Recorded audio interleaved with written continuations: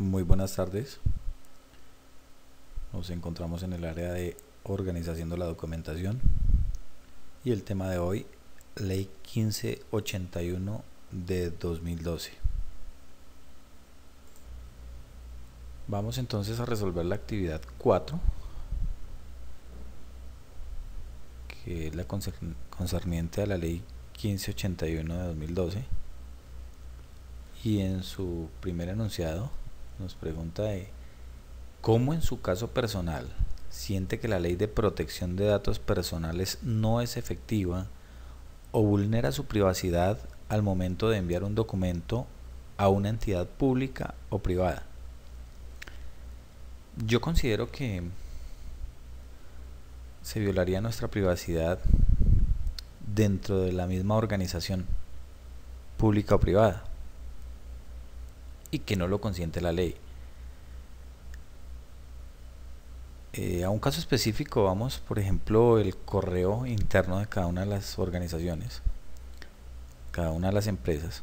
Tenemos nuestro correo interno y no es privado, aun cuando nosotros consideramos y creemos que lo es. En mi caso particular, en la entidad para la que yo laboro,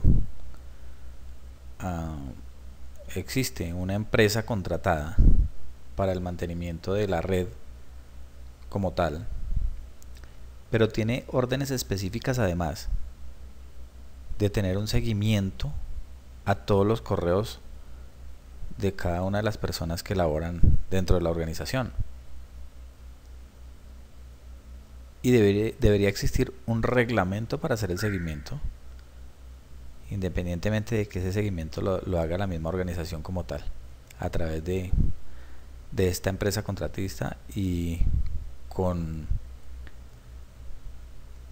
una autorización explícita de la Dirección General. Pienso que ahí se vulneraría.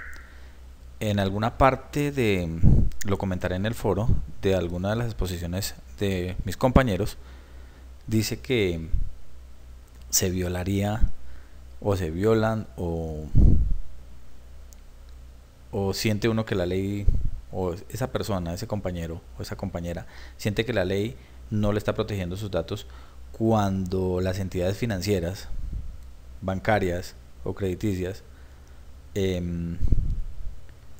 se cruzan entre sí dicha información o la información de una persona determinada y terminan de un banco, por ejemplo, un ejemplo de un banco donde uno nunca ha tenido una cuenta, lo llaman y le dicen con nombres propios, con datos personales,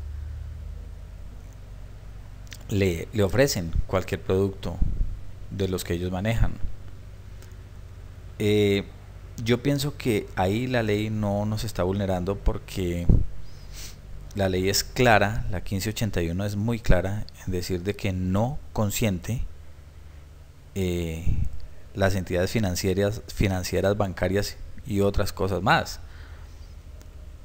Y pues investigando, es cierto, porque la ley que consiente o que tiene sus especificaciones o normas para estas entidades es la ley 1266 del 31 de diciembre del 2008.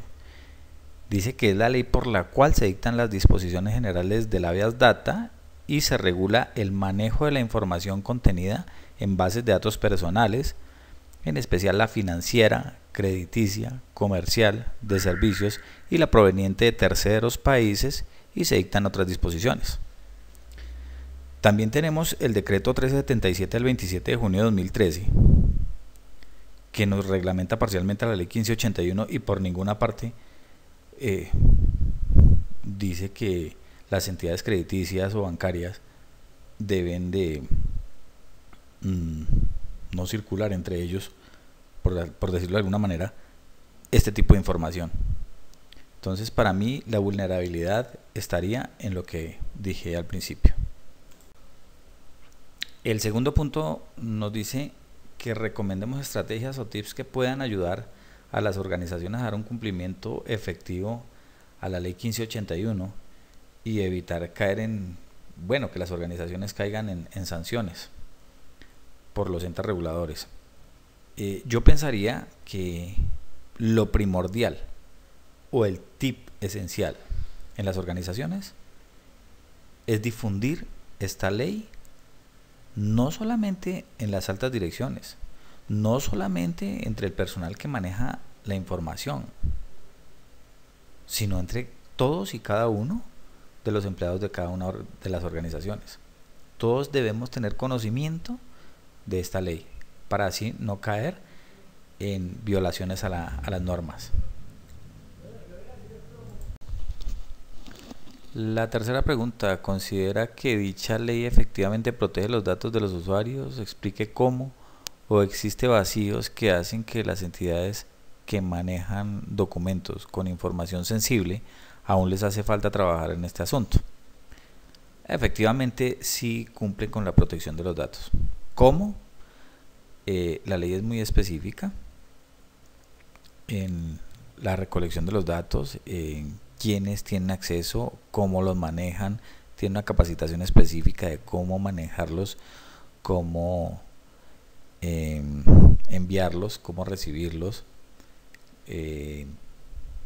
los derechos y los deberes tanto del individuo que aporta los datos como de la persona que maneja este banco de datos.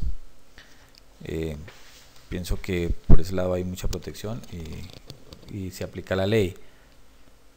Nos pregunta que si hay vacíos en la ley, pues yo pensaría que con los avances tecnológicos que día a día y momento a momento estamos presenciando, es muy fácil que se puedan vulnerar los datos, y por ello, a medida que avanza la tecnología, pues también se han venido dando una serie de correcciones, de alguna manera, por así decirlo, a la ley. Y es que incluso esta no es la única ley de habeas data, de protección de datos.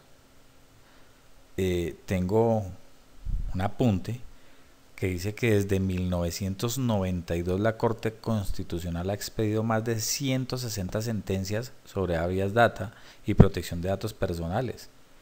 Dice que su labor pionera en Latinoamérica hace que su trabajo sea de permanente consulta en Colombia y otros países del mundo, y por eso han salido una cantidad de sentencias.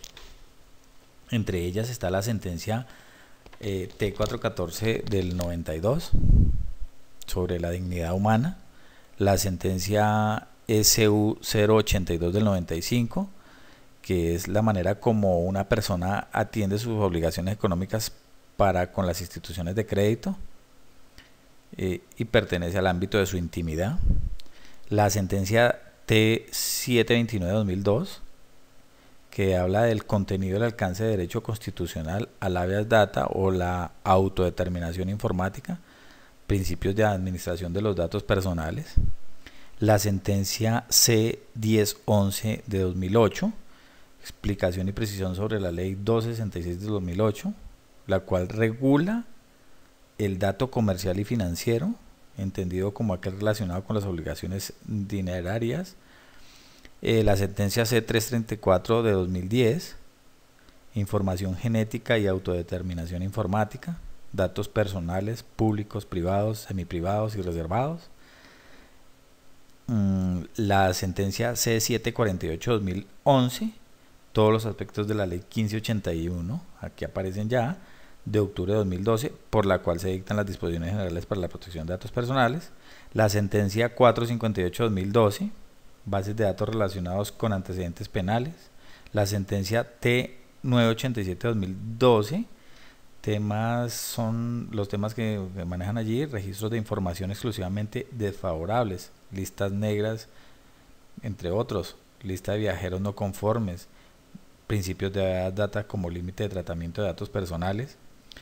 Y tenemos la sentencia de febrero de 2013 del Consejo del Estado, que nos pregunta si se vulneran los derechos fundamentales del accionante por el hecho de que aún persistan respecto del mismo anotaciones de carácter sancionatorio relacionadas con una condena que ya cumplió con la base de datos que administra la Procuraduría General de la Nación. Entonces allí habla de registros de sanciones por parte de la Procuraduría General de la Nación. Y por último tenemos la sentencia T643 de 2013, que si se vulnera a una persona los derechos de la propia imagen, la intimidad, el buen nombre y honra de otra, cuando se niega a retirar las imágenes de esta última de un sitio web abierto al público y a otros medios. Entonces son muchas las sentencias que se han ido dando poco a poco y que, pues, me imagino yo van perfeccionando lo que es la ley a medida del desarrollo tecnológico. Quiero hacer ya finalmente la lectura del que tengo aquí en la presentación: Ley 1581-2012, reglas generales para el tratamiento de datos personales. Eso es lo que es la Ley 1581-2012. Y dice que con la Ley 1581 del 17 de octubre de 2012 Colombia ingresa al grupo de países que cuenta con una regulación general e integral sobre la protección de datos personales y el tratamiento de los mismos. Nos habla de que varias precisiones y aclaraciones sobre esta ley fueron realizadas por la Corte Constitucional, en la cual pueden consultarse en la sección de jurisprudencia. Allí aparece todo.